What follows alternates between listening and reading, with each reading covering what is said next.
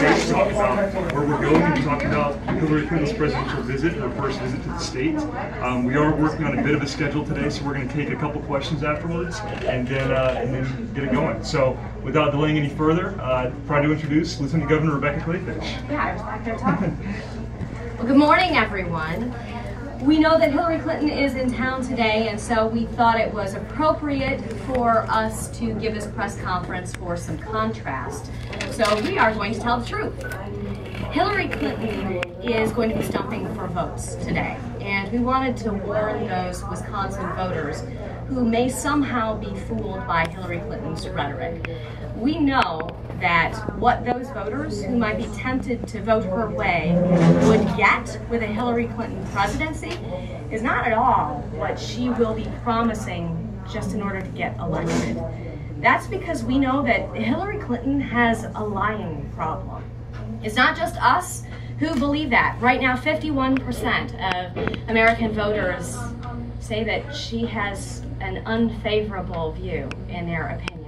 In Wisconsin, her favorability rating is only 37%, and that's because people don't trust her. People don't believe what Hillary Clinton is saying, because she has a long track record of not telling the truth. Part of that goes back to Benghazi, when she was Secretary of State. Chris Stevens, our ambassador from the United States, lost his life in a gruesome and torturous death because it was Hillary Clinton's department who denied time and time and time and again the opportunity for more security, more protection for the Americans at the embassy there. They lost their lives, and when questioned by Congress, Hillary Clinton said that, what difference does it make? Well, as Americans from the center of this country, Wisconsin, who care deeply about the security and safety of our families, the death of Americans in Libya, when you had opportunity to protect them, makes a lot of difference. It's not just national security issues like that. It's national security issues like the ones that she passed between the State Department and her personal email server at her home. You know, this wasn't protected by the U.S. government. This was instead orchestrated by an IT company out of Colorado. And when questioned about it, she came up with silly excuses. She told lies to the American people, and the American people are fed up with Hillary Clinton's lies. In fact, they want someone who has fought, someone who has truly led, but someone who has also won. Hillary Clinton is a name from the past. America is looking for a new name.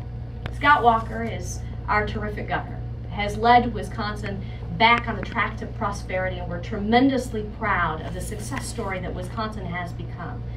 We think that that's exactly the Wisconsin that Hillary Clinton will encounter when she comes here to Milwaukee today, and a Wisconsin that we're really proud to be a part of, because we turned our state around under the leadership of Governor Scott Walker. We don't need any more names from the past. We don't need a Hillary Clinton. We don't need a Russ Feingold challenging Ron Johnson.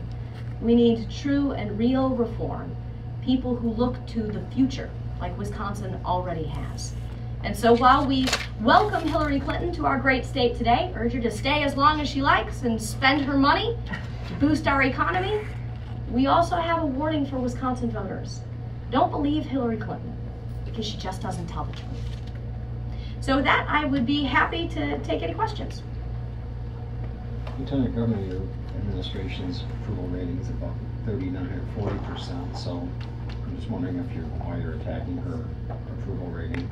Well, I think the ratings come from very, very different places, right? I just talked about why Hillary Clinton's rating is 37% approval in Wisconsin. It's because she doesn't tell the truth. Do you feel that she should be criminally charged, and how far do you think those charges should go with the investigation into those emails? Well, it depends. I think right now they continue to investigate to find out which charges would be appropriate in the case. I don't know that we've reached the extent of it yet. When the FBI has to come in and seize the emails of the former Secretary of State, you got a problem. It is beyond belief that she continues to run for President of the United States. Her apology, what did you make of that? I thought it was insincere. She's going to be talking about Planned Parenthood and funding of Planned Parenthood. Isn't her approach better for the general health of women in the state? Absolutely not. I think America has watched the videos from undercover documentary filmmakers and been horrified by the trafficking of baby body parts for experiments. Hillary Clinton is far outside the norm and the belief of Americans when it comes to abortion. And I think that's exactly what she's going to encounter in Wisconsin today. Right now, we want to protect both women's health, but also babies. And that's exactly what Governor Scott Walker has done over the last 4.5 years. Hillary Clinton is so far outside the norm that she's the one fighting to have taxpayers pay for abortions that most Americans just don't even believe in anymore. Outside of abortion, though, do you think the governor should, and what could he do to improve his reputation on women's issues?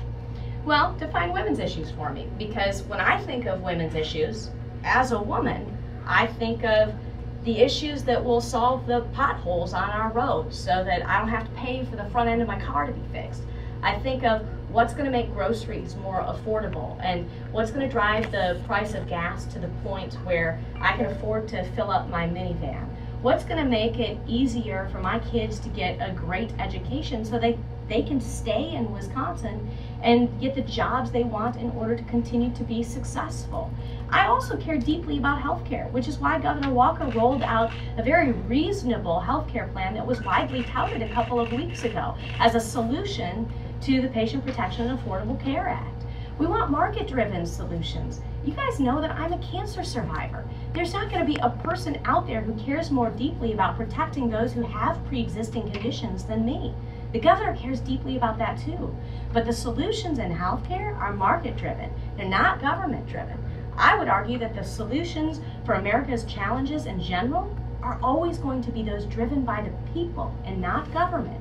They are the solutions that grow up organically and naturally from people's movements up, as opposed to the government imposing its big will on the people top down. Why do you think the governor is struggling in the polls? Well, I think the Trump boom has affected a number of candidates, and there is no doubt that he is sucking a lot of the oxygen out of the room when it comes to a very wide and vast field of candidates.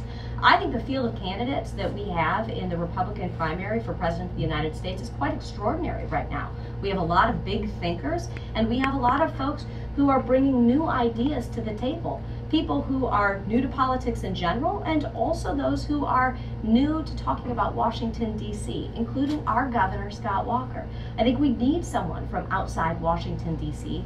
to fix Washington, D.C.'s problem.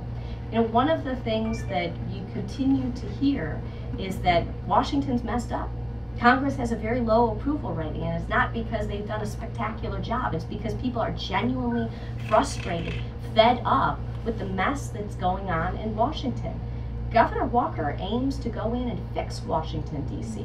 Hillary Clinton is a product of Washington, D.C. It's undeniable. She's been First Lady, she's been a U.S. Senator, she's been Secretary of State. She embodies what's wrong with Washington. Do one more question, yes. Okay, well, thank you. Thank you. Thanks, guys. Thank you. And you can find out more about Hillary's record at wishgop.org. We'll put a press release out later today kind of recapping this event, and thanks all for coming out.